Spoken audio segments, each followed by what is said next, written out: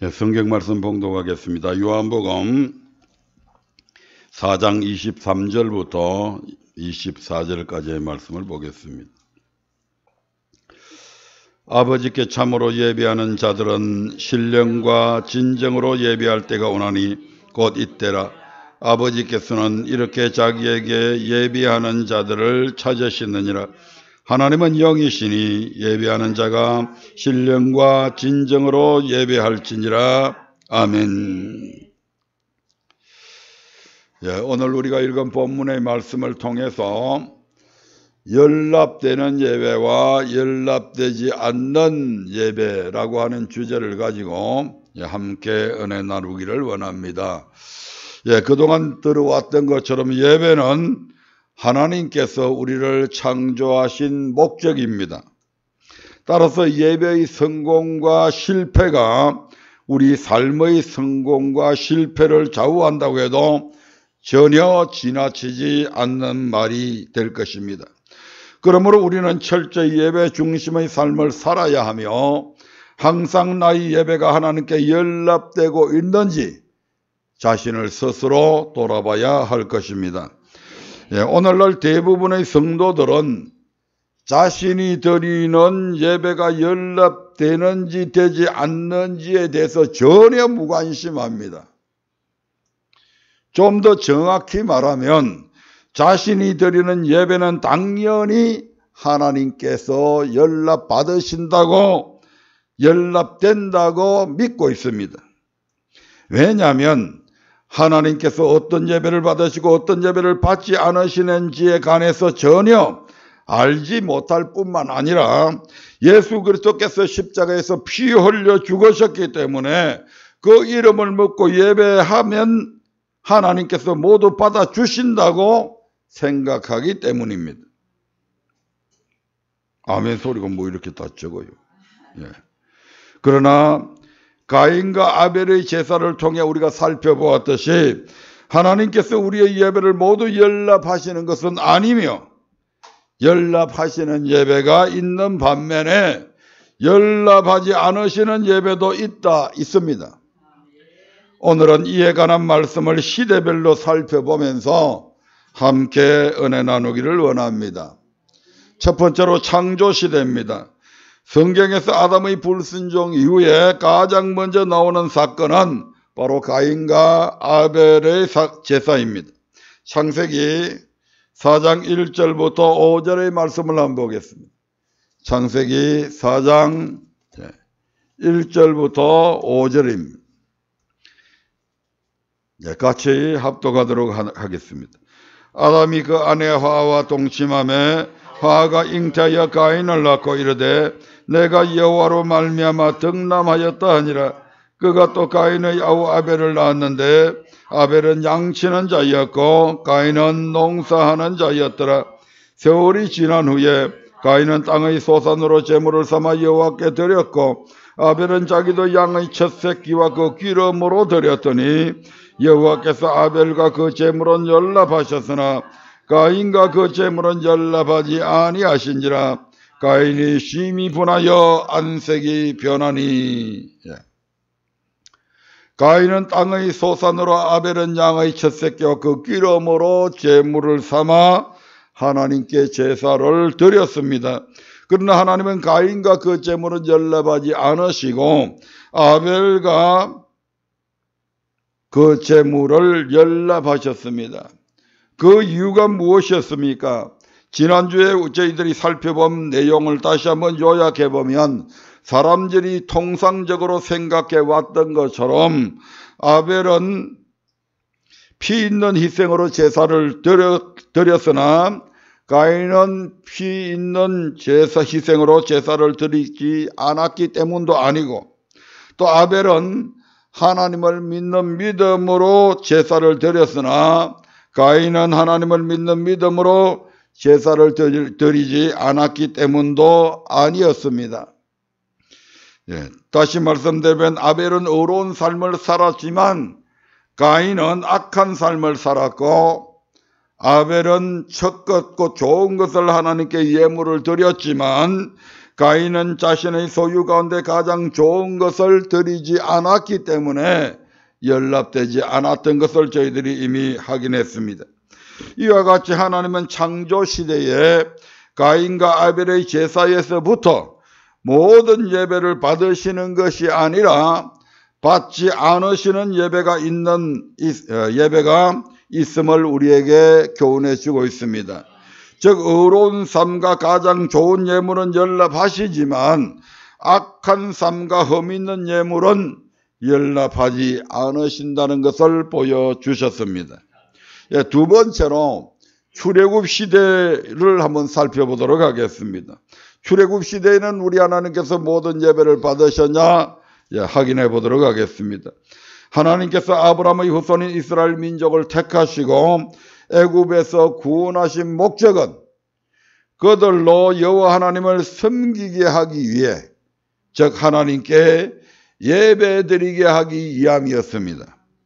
그래서 하나님은 40년 광야 교회 생활 동안 그 목적대로 하나님께 제사드리게 하기 위해 이스라엘 백성을 철저하게 훈련시키셨습니다. 하나님은 그들로 하여금 성막을 중심으로 세 지파씩 동서남북으로 진을 치고 살게 하셨고, 진행할 때도 늘 언약궤를 바라보면서 살아가게 하셨습니다.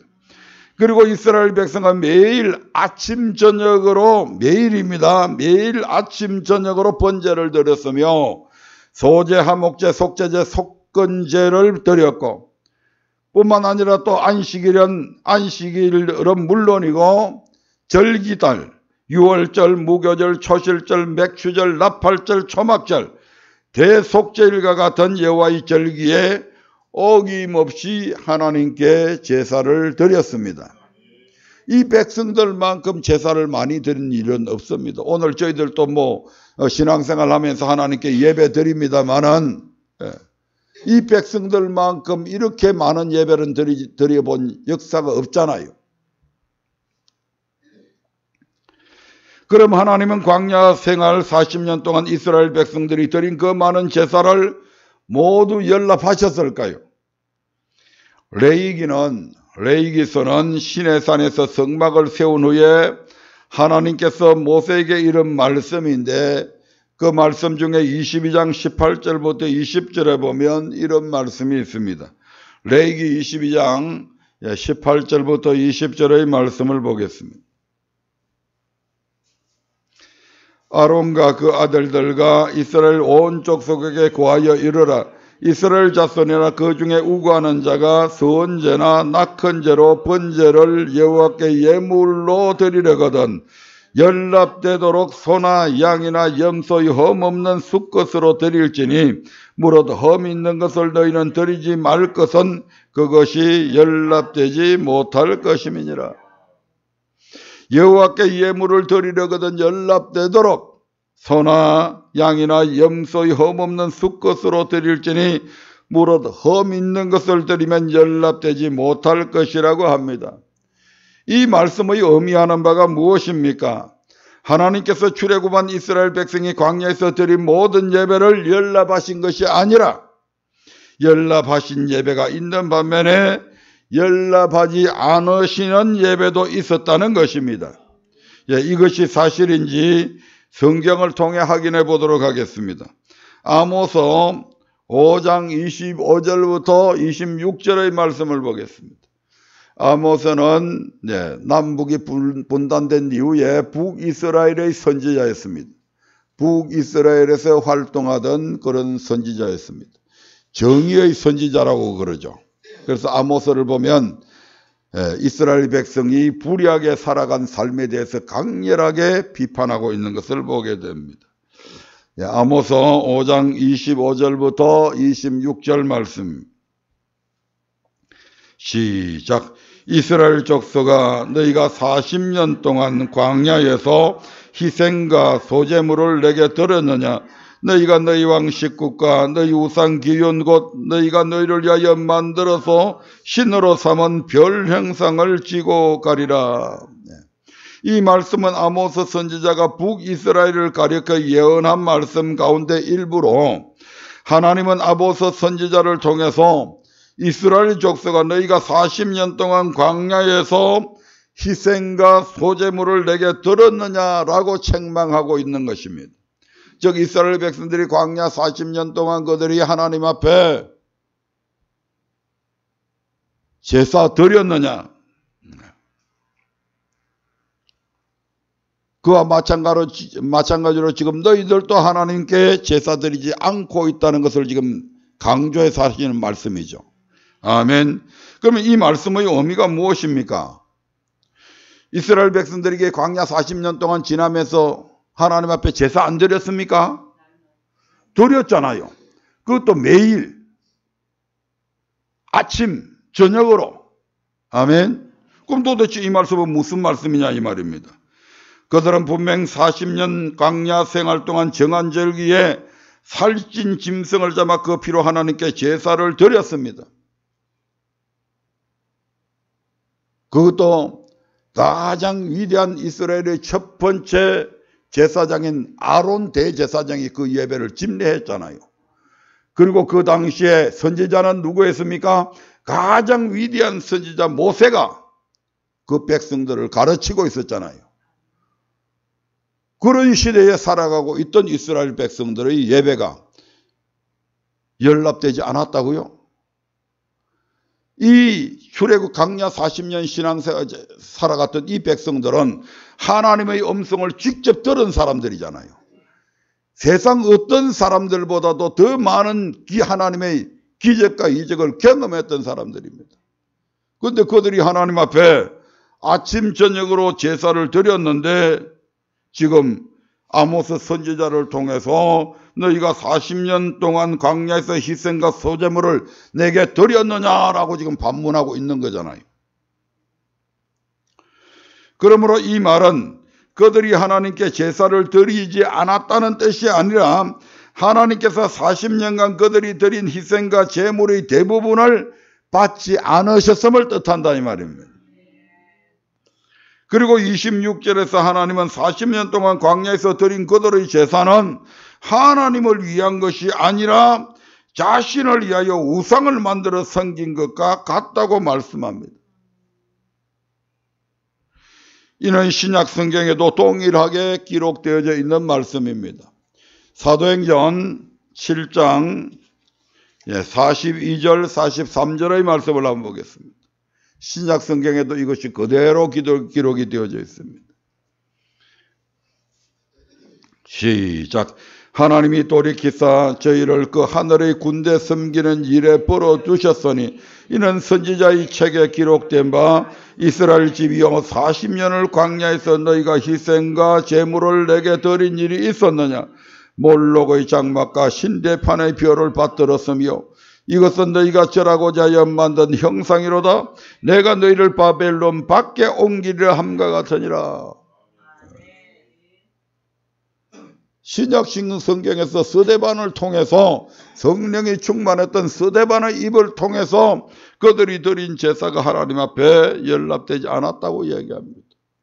신명기 32장 15절부터 17절에서는 그들은 하나님께 제사하지 아니하고 마귀에게 했다고 말씀하고 있습니다. 신명기 32장 15절부터 17절의 말씀을 같이 보겠습니다. 시작. 그러한데 여수run이 살찜에 발로 찼도다. 내가 살찌고 부대하고 윤택하며 자기를 지으신 하나님을 버리며 자기를 구원하신 반석을 경홀히 여겼도다. 그들이 다른 신으로 그의 질투를 일으키며 가정한 것으로 그의 진노를 격발하였도다. 그들은 하나님께 제사하지 아니하고 마귀에게 하였으니 곧 그들이 알지 못하던 신, 근래에 일어난 새 신, 너희 열저히 두려워하지 않던 것들이로다. 15절의 말씀에서 여수룬이라고 하는 것은 이스라엘 백성을 가리킵니다. 이스라엘 백성들이 살찌고 부대하고 윤택하여지자 자기를 지으시고 구원하신 하나님을 버리고 다른 신을 섬기며 가정한 것을 쫓음으로 하나님의 진노를 격발하였다고 이렇게 말씀합니다. 어렵고 힘들 때는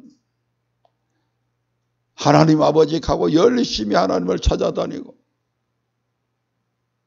적이 공격에 올 기미가 있을 때는 열심히 하나님께 구원해달라고 부르짖어 놓고, 정작 하나님께서 그들의 삶이 태평하게 만들어주고 주변의 적들을 다 물리쳐주고 그들에게 하늘의 만나를 내리서 먹여주시고,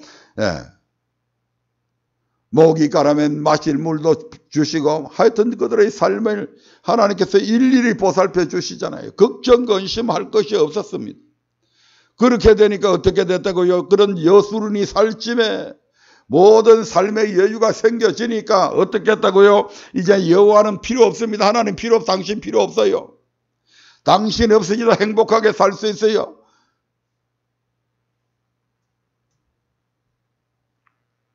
여수르니 살찜에 발로 찼다고 말씀하고 있는 것입니다. 오늘 우리의 삶에는 이런 모습들 없습니까?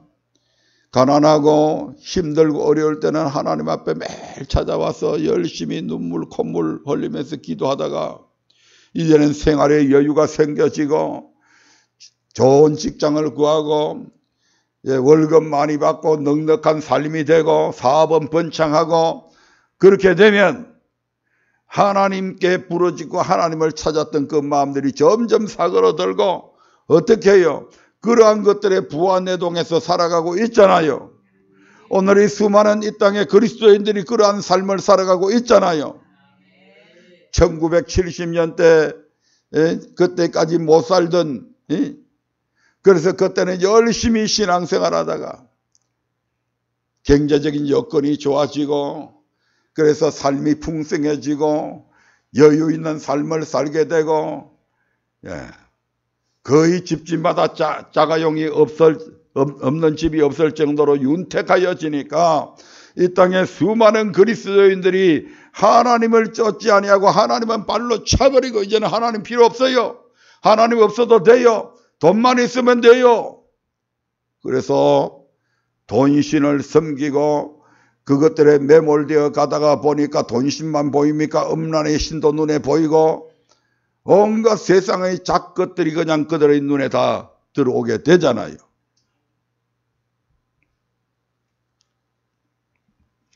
그런 모습을 회개하지 아니하고 하나님 앞에 나와서 제사 드리면 그 제사 하나님께서 받으시겠냐 이 말입니다. 그래서 출애굽 시대에도 우리 하나님께서 받으시는 예배가 있었던 반면에 받지 않는 예배도 있었다 이 말입니다. 오히려 받지 않는 예배의 비율이 훨씬 많죠. 여러분들이 교회에 나와서 여기 앉아있지만 예배드리는 태도도 마찬가지. 예배드리면서 마음은 뭐 콩밭에 가 있다고 그러나요? 마음은 사업장에 가 있고, 마음은 어느 사람과의 약속에 가 있고, 마음은 누군가를 만나기 위한 거기에 가 있고, 마음은 핸드폰에 가 있고, 그래서 예배 시간 도중에서 핸드폰을 가지고 그냥 하고, 이런 모습들을 우리 하나님께서 우리의 마음까지도 보고 계시는 그 하나님께서 예배드리는 우리의 모습 하나하나를 보고 있다 이 말입니다. 그런 모습을 보면서 우리 하나님께서 그 예배 받으시겠냐 이 말입니다. 세상 사람들도 그러한 걸 보면 대통령이 이야기하는데, 국무총리가 이야기하는데 거기에 밑에 있는 사람들이 그렇게 한다면 노여워할 것입니다. 감히 하나님 앞에 예배드리면서 우리의 마음이 하나님을 멀리 떠나 있는 것을 우리 하나님께서는 보고 계시잖아요.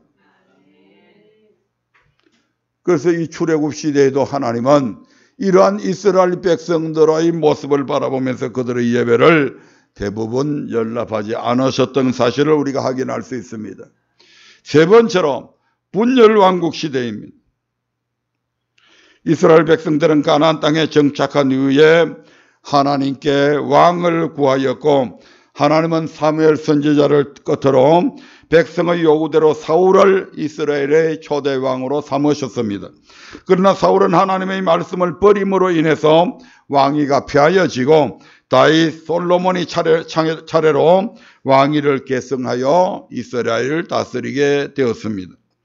다윗은 바세바 사건 외에는 하나님 앞에 범죄하지 아니하였고, 그래서 하나님께 하나님의 마음에 합한 자라고 하는 그런 인정을 받을 정도로 하나님의 뜻대로 잘 다스렸지만 그의 아들 솔로몬은 아비 다윗의 행한 것과 같이 하나님을 섬기지 아니하고 이방 여인들을 취해서 그들이 섬기는 이방 신들을 예루살렘에 산당을 짓는 등 하나님 앞에 큰 악을 범하게 됩니다.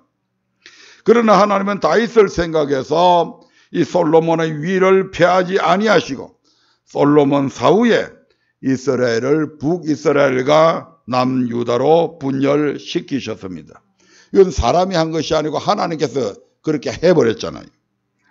그러면 하나님은 분열된 남유다와 북이스라엘 백성이 드린 예배에 관해서는 또 어떻게 말씀하셨을까요?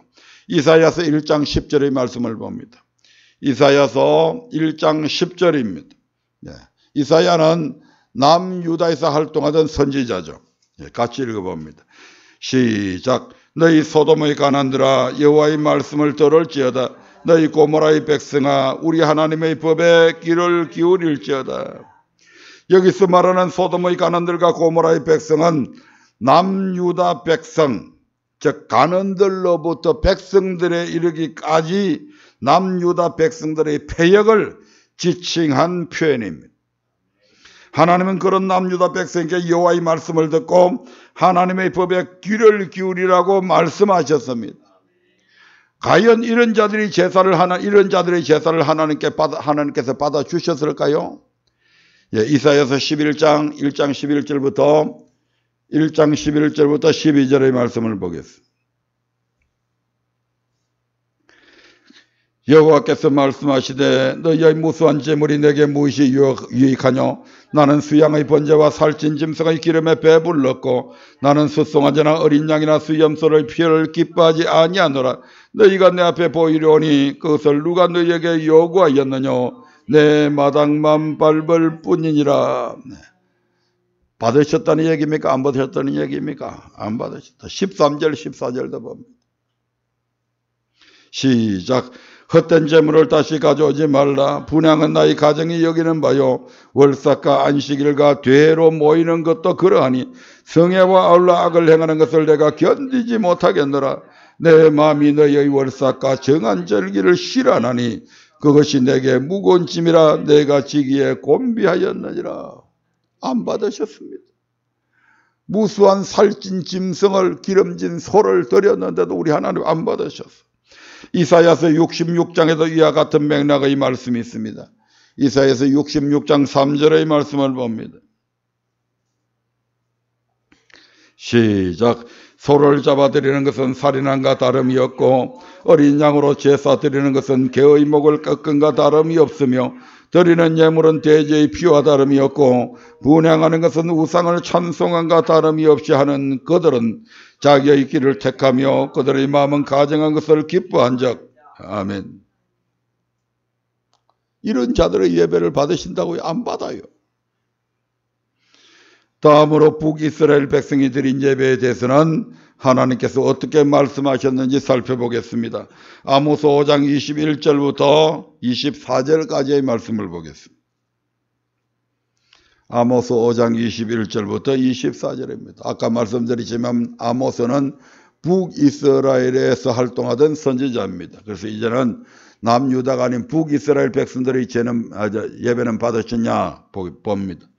내가 너희 절기를 미워하여 멸시하며 너희 성회들을 기뻐하지 아니하리니 너희가 내게 번제나 소제를 드릴지라도 내가 받지 아니할 것이요 너희 살찐 희생의 화목제도 내가 돌아보지 아니하리라.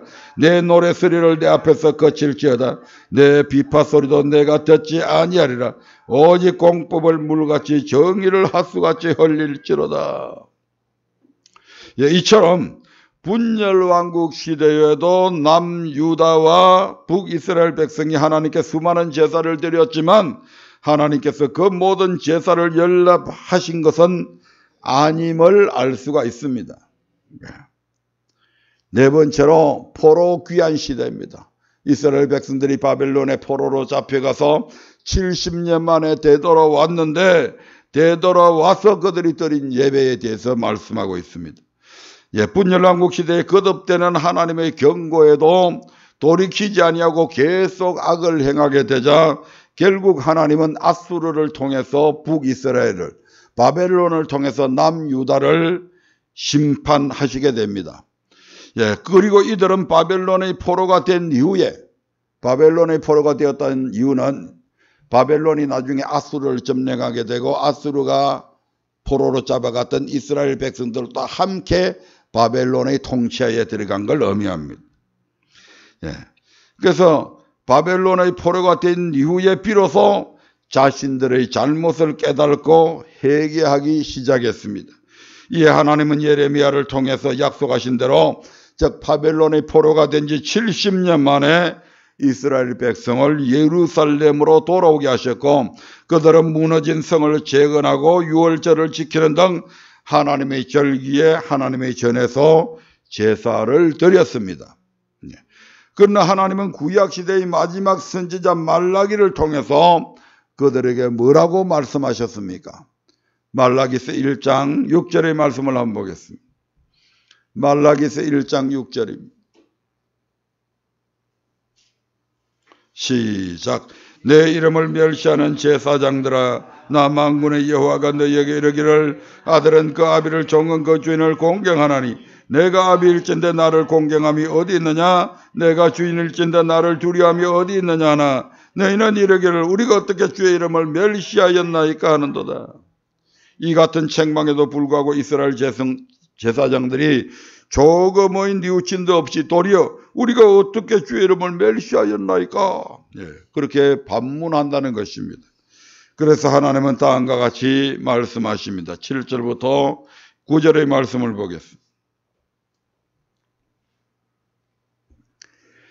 시작. 너희가 더러운 떡을 나의 단에 드리고도 말하기를 우리가 어떻게 주를 더럽게 하였나이까 하는도다. 이는 너희가 주의 상은 경멸히 여길 것이라 말함을 인함이니라. 만군의 여호와가 이르노라. 너희가 눈먼 희생으로 드리는 것이 어찌 악하지 아니하며 저는 그 병든 것으로 드리는 것이 어찌 악하지 아니하냐. 이제 그것을 너희 총독에게 드려보라.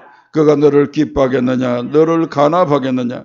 만군의 여호와가 이르노라. 너희는 나 하나님께 은혜를 구하기를 우리를 긍휼히 여기소서 하여보라. 너희가 이같이 행하였으니 내가 너희 중 하나인들 받겠느냐. 더욱이 하나님의 이름을 그토록 더럽혀 놓고도 우리를 긍휼히 우리에게 긍휼을 베풀어 주옵소서. 하나님 우리가 너무 힘들어요. 도와주세요. 라고 간구한들 하나님께서 그 간구를 들어주시겠느냐 이 말입니다. 이상으로 창세기부터 말라기까지 구약 성경 전체를 통해서 하나님은 구약 시대에 자기 백성들이 드리는 제사라고 해서 무조건 연락하신 것이 아니라 받으시는 제사가 있었던 반면에 받지 않으시는 제사가 있었음을 알 수가 있습니다. 그럼 구약 시대는 그렇게 하셨는데 신약 시대에는 은혜의 시대가 돼서 무조건 하나님 앞에 주일날 와서 예배 드리면 무조건 다 받아주시냐? 아니다 이 말입니다. 신약 시대는 어떻느냐? 네. 신약 시대는 구약 시대는 달리 짐승의 피가 아닌 예수 그리스도의 피를 힘입어 담대하게 성소에 들어가게 되었습니다. 저 구약 시대는 여기 성소 안에 못 들어왔잖아요. 그런데 이전에 신약 시대는 우리 모두가 이 성소 안에 들어서 예배 드릴 수 있는 은혜를 베풀어 주셨습니다. 네. 히브리서 10장 19절부터 20절의 말씀을 봅니다. 히브리서 10장 19절부터 20절입니다. 시작. 그러므로 형제들아 우리가 예수의 피를 힘입어 성소에 들어갈 담력을 얻었나니 그 길은 우리를 위하여 휘장 가운데로 열어놓으신 새롭고 산 길이요 휘장은 곧 제 육체니라. 그래서 누구든지 예수 그리스도 이름으로 예배드리면 그 모든 예배가 연락된다고 생각할 수도 있습니다. 하지만 과연 그럴까요? 예배에 대해서 우리 주님은 뭐라고 말씀하셨느냐 한번 살펴보겠습니다. 신약 성경에서 예배에 관하여 가장 정확하게 전가해 주는 말씀이 오늘 우리가 읽었던 본문 요한복음 4장에 있는 말씀입니다. 예수님과 수가성 여인과의 대화 내용 중에서 전체를 다 할 수는 없고 4장 19절부터 20절의 말씀을 한번 보겠습니다. 4장 19절부터 20절입니다. 예배에 관한 말씀만 집어서 말씀드리겠습니다. 시작. 여자가 가로되 주여 내가 보니 선지자로서이다. 우리 조상들은 이 산에서 예배하였는데 당신들의 말은 예배할 곳이 예루살렘에 있다더이다. 예수님을 선지자로 여겼던 이 여인의 입에서 이때까지의 대화의 내용을 완전히 바꾸어서 이제 주님께 예배에 관해서 질문을 하게 됩니다. 그때 주님께서 뭐라고 답변하십니까? 21절 봅니다. 예수께서 가라사대 여자여 내 말을 믿으라. 이 산에서도 말고 예루살렘에서도 말고 너희가 아버지께 예배할 때가 이르리라. 여기에서 또 곡해하면 안 되는 것이 이 산에서도 말고 예루살렘에서도 말고 이 말을 또 곡해가지고 아무 데서나 예배드려도 된다 이렇게 말하는 자들이 있을 수가 있다 이 말입니다. 근데 이 말은 그런 말씀이 아닙니다. 너희가 예루살렘에서 분명히 예배드려야 되는데 왜냐하면 예배는 유태인의 예배가 정통적인 예배잖아요. 그래서 너희 사마리아인들이 드리는 예배는 산에서 드리는 예배는 잘못됐다 이 말이죠. 그러나 더 중요한 것이 있다. 너희가 비록 예루살렘에서 예배를 드린다 할지라도 성전에서 예배를 드린다 할지라도 무조건 성전에서 예배 드린다고 해서 다 받아주시는 것은 아니다 이 말이죠. 그래서 23절부터 24절에 주님께서 이렇게 말씀하십니다. 시작. 아버지께 참으로 예배하는 자들은 신령과 진정으로 예배할 때가 오나니 곧 이때라. 아버지께서는 이렇게 자기에게 예배하는 자들을 찾으시느니라. 하나님은 영이시니 예배하는 자가 신령과 진정으로 예배할지니라. 아멘. 아버지께 참으로 예배하는 자들은 신령과 진정으로 예배해야 된다. 이상의 말씀에서 하나님께서 신령과 진정의 예배는 받으시지만 그렇게 드리지 않는 예배는 받지 않으신다 이 말입니다. 다시 말해 신령과 진정 즉 성령의 능력으로 말미암아 하나님의 말씀에 순종한 삶으로 드리는 예배는 연락되지만 성령의 도우심이 없으면 근본적으로 하나님의 말씀을 지킬 수가 없잖아요. 특히 신약시대에 있어서 주님께서 가르치신 썩의 법은 성령의 도우심이 없이는 절대 못 지키잖아요. 그래서 여기에 신령이 들어가는 겁니다. 아멘. 성령의 도우심이 없으면 말씀에 순종할 수 없고 말씀에 순종하지 않는 삶으로 드리는 예배는 결단코 연락되지 않는다 이 말입니다. 예수님은 이렇게 예배에 대해서 말씀을 하셨고, 자, 그 다음에 스데반 집사 한번 보겠습니다. 스데반 집사. 사도행전 6장에서 7장은 스데반의 마지막 설교와 그의 순교 장면을 기록하고 있습니다. 스데반이 은혜와 권능이 충만하여 민간의 기사와 표적을 많이 행하자 각 회당에서 사람들이 많이 일어나서 스데반과 변론을 하지만 아무도 스데반이 말하는 것을 감당하지 못합니다. 이에 사람들을 시켜서 이 사람이 모세와 하나님을 모독하는 말을 하는 것을 우리가 들었다는 거짓말을 하게 하고 백성과 장로와 서기관들을 충동시켜서 스데반을 잡아 공회에 넘기게 합니다. 또한 공회에서도 거짓 정인들을 세워서 스데반을 모함하게 되죠. 사도행전 6장 13절 14절의 말씀을 통해 확인해 보겠습니다. 시작. 거짓 증인들을 세우니 가로되 이 사람이 이 거룩한 곳과 율법을 거스려 말하기를 마지 아니하는도다. 그의 말에 이 나사렛 예수가 이곳을 헐고 또 모세가 우리에게 전하여 준 규례를 고치겠다 함을 우리가 들었노라 하거늘. 스데반은 그렇게 말한 적이 없는데 그들의 이 같은 거짓 증거는 당시 상황을 말해줍니다. 모세가 우리에게 전하여 준 규례는 하나님께서 시내산에서 모세로 세우신 언약궤 율법 가운데 제사와 관련된 법을 말합니다. 그것을 예수님께서 고치겠다 하셨다고 스데반이 말함을 들었다는 것입니다.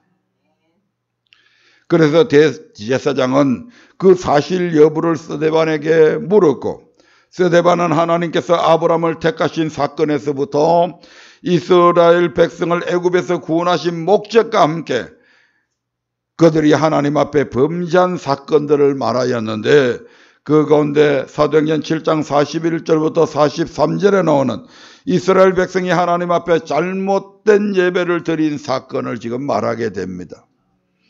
사도행전 7장 41절부터 43절입니다.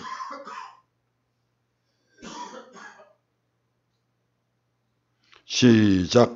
그때 저희가 송아지를 만들어 그 우상 앞에 제사하며 자기 손으로 만든 것을 기뻐하더니 하나님이 돌이키사 저희를 그 하늘의 군대 섬기는 일에 버려두셨으니 이는 선지자의 책에 기록된 바 이스라엘 집이여 40년을 광야에서 너희가 희생과 제물을 내게 드린 일이 있었느냐? 몰록의 장막과 신대판의 별을 받들었으며 이것은 너희가 절하고자 하여 만든 형상이로다. 내가 너희를 바벨론 밖에 옮기리라 함과 같으니라. 선지자 아모스의 책에 기록된 바와 같이 너희의 열조가 모세와 함께 광야 교회에 있으면서 하나님께 수많은 제사를 드렸지만 하나님 보시기에 그것은 하나님을 섬기는 것이 아니라 자신들을 위해서 우상을 만들어서 그것에게 제사하는 것과 같았으며 이로 인해 결국 하나님께서 그들을 바벨론 밖으로 내어 쫓으셨다고 말씀합니다. 그러면 스데반은 대제사장에게 왜 이런 말을 했을까요? 7장 51절의 말씀을 봅니다. 시작. 목이 곱고 마음과 귀의 할례를 받지 못한 사람들아, 너희가 항상 성령을 거스려 너희 조상과 같이 너희도 하는도다. 너희 조상들이 하나님의 말씀을 청종하지 않고 하나님의 법을 버리고 자기의 길을 택하여 감으로 말미암아 하나님께서 그들의 예배를 받지 않으시고 결국 바벨론의 포로가 되게 한 사실을 알고 있으면서도 너희 역시 마음과 귀의 할례를 받지 못한 사람들처럼 항상 성령을 거스려서 하나님의 말씀을 청종하지 않고 규례의 형식만 쫓아서 예배드리고 있다고 합니다.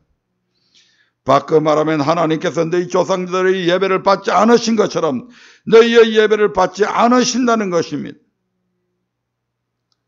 이 말을 지금 누구한테 하고 있는 겁니까? 대제사장에게.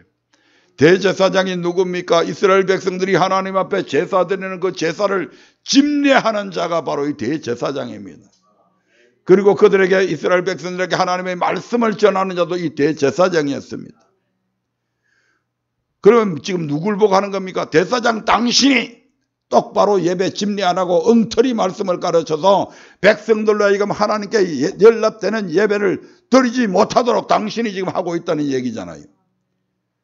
누구처럼? 구약시대 아모스 시대에 수많은 이스라엘 백성들이 하나님 앞에 연락되는 예배를 드리지 못하고 자신들을 위해서, 하나님 예배는 누구를 위해서 드리는 거죠? 하나님을 위해서 드리는 거잖아요. 그런데 하나님을 위해서 드리지 아니하고 자신들을 위해서 예배 드렸다. 마찬가지로 지금 대사장 당신이 이 땅의 백성들을 봐라. 이 땅의 백성들이 지금 예배 제대로 드리고 있나? 그 가장 큰 책임을 지금 누구한테 있는 겁니까? 대제사장에게 있는 거잖아요.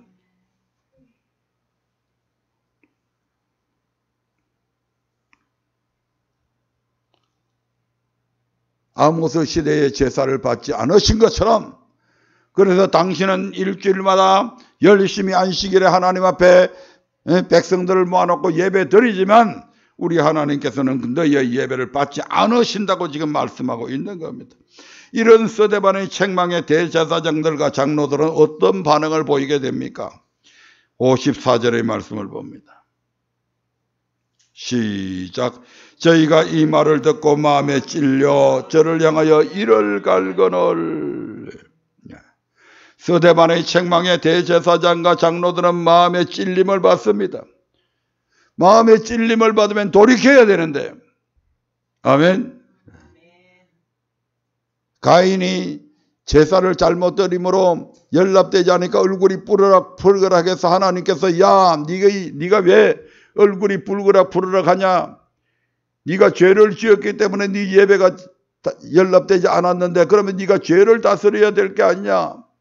그럼에도 불구하고 가인이 여전히 죄에서 돌이키지 않았던 것처럼 지금 이들도 마찬가지잖아요. 돌이키지 아니하고 오히려 서대반을 향하여 이를 갈았다고 합니다. 저놈의 새끼가 감히 대사장에게 저런 말을 해.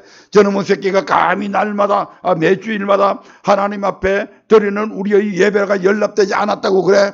저런 놈이 어디 있냐 하고 막 이를 가른 겁니다. 그 현장에 유명한 사도 바울도 같이 있는 거죠.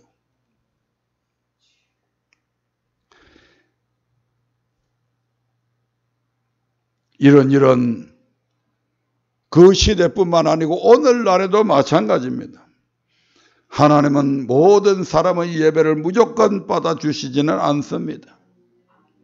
만약에 오늘 다른 교회 가서 오늘 당신의 예배는 연락 안 됐습니다 한다면 그 사람들이 왜 내 예배가 연락 안 됐어요 하고 그 말씀을 듣고 그러면서도 마음의 찔림을 받으면 돌이켜야 되는데 대부분의 사람들이 아픈 곳을 찌르면 돌이키질 않습니다. 오히려 억울해하고 분해하고 자존심 상해하고 그렇게 해서 빡빡 달라드는 게 다반사죠.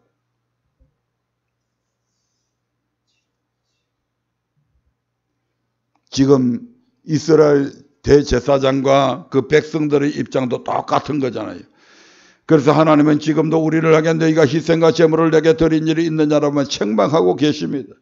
그런데도 성경을 통해 이를 가르치면 듣고 돌이키는 사람이 있는 반면에 마음에 찔림은 받으면서도 오히려 이를 갈며 목사가 오늘 설교하는데 우리를 쳤다고 그렇게 얘기를 하고 그래서 성도들을 선동질하고 일주일 동안 세상에서 이런저런 상처받고 해서 오늘 교회에 나와서 위로 좀 받으려고 나왔는데 목사가 말씀을 쳐가지고 오히려 교회에 나와서 마음을 더 상했다고 곧다이 소리는 하고 있다 이 말이고. 예배 위로받기 위해서 나오는 겁니까? 아니잖아요. 예배를 통해서 하나님께 영광 돌리기 위해서 나오는 거잖아요. 우리를 위해서 예배 드리는 것이 아니라 하나님께 영광 돌리기 위해서 예배 드린다 이 말입니다. 그 마치 자기가 신이 돼가지고 자기가 여기에 나와서 오늘 위로받으려고 자기가 높임받고 자기가 칭송받고 자기 자존심이 살아나고 그 하나님께 드리는 예배가 아니죠. 마지막으로 사도 바울을 통해서 예배에 관해서 받으시는 예배와 받지 않으시는 예배가 있다고 하는 사실을 살펴보도록 하겠습니다. 로마서에 보면 사도 바울을 통해 우리가 드릴 영적 예배에 대해 이렇게 말씀하고 있는 것을 볼 수가 있습니다. 사도행전 12장 1절입니다. 시작. 그러므로 형제들아 내가 하나님의 모든 자비하심으로 너희를 권하노니 너희 몸을 하나님이 기뻐하시는 거룩한 산제사로 드리라. 이는 너희의 드릴 영적 예배니라. 사도 바울은 우리의 몸을 하나님이 기뻐하시는 거룩한 산제사로 드리는 것이 곧 우리가 드릴 영적 예배라고 하였습니다. 하나님은 영이시니 그 몸을 하나님이 기뻐하시는 거룩한 산제사를 드리는 자를 찾으신다는 것입니다. 수많은 사람들이 교회 안에 1000명, 2000명, 10,000명, 20,000명이 예배를 드리시는데 그 교회에서 드리는 예배 전체를 받으시는 것이 아니라 개개인의 삶의 모습, 개개인의 예물드림을 보면서 우리 하나님께서 그들의 예배를 개인적으로 받아주신다 이 말입니다. 뭐 큰 교회에 있으면 그저 예배다 연락되는 줄 알고 목에 힘 들어가는 사람들 많이 보는데 참말로 어리석은 사람들입니다. 1명이 드리든 10명이 드리든 100명이 드리든 1000명이 드리든 예배는 개인적인 것입니다. 철저하게 하나님과 나 사이의 1대1의 관계 속에서 이루어진다 이 말입니다. 우리 하나님께서는 하나님이 기뻐하시는 거룩한 산제사를 드리는 자들을 찾으신다. 곧 그들의 예배를 받아주신다 이 말입니다. 쭉 교회 안에서 우리 하나님께서 주님께서 교회 사이를 다니시잖아요. 쭉 다니면서 그렇게 예배하는 자들의 그 예배를 찾으시고 그들의 예배를 받아주신다는 것입니다. 말씀을 맺고자 이상으로 예수님 스데반 집사 사도 바울의 가르침을 통해서 예수님께서 십자가 사역을 마치신 신약 시대에도 모든 예배가 하나님께 연락되는 것은 아니며 연락되지 않는 예배도 있음을 알 수가 있습니다. 말씀을 맺고자 합니다. 하나님께서 사람을 창조하신 목적 그리고 구원하신 목적은 하나님을 섬기게 하기 위해 즉 하나님께 예배드리게 하기 위함입니다. 그렇기 때문에 예수를 주로 고백한 구원받은 성도는 교회 생활을 통해 하나님께 예배드리는 삶을 살아야 하는데 창조시대, 출애굽시대, 분열왕국시대, 포로귀환시대, 신약시대로 나누어 성경을 살펴본 결과 시대를 물어나고 일관되게 모든 예배가 하나님께 연락되는 것이 아니라 연락되는 예배가 있는 반면에 연락되지 않는 예배도 있다는 사실을 확인할 수가 있었습니다.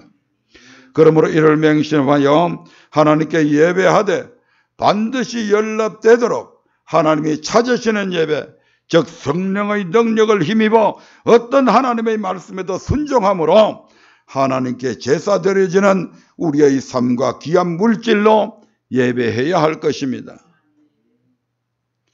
다시 말씀드리면 그렇게 연락되는 예배를 드리는 자들은 천국 가지만 그렇게 연락되지 않는 자, 예배가 연락되지 않는 자들은 지옥길로 갈 수밖에 없다 이 말입니다. 그러므로 우리 모두 이와 같이 연락되는 예배로 우리의 심령에 생수가 넘쳐나는 삶을 살아가시기를 주님의 이름으로 축원드립니다.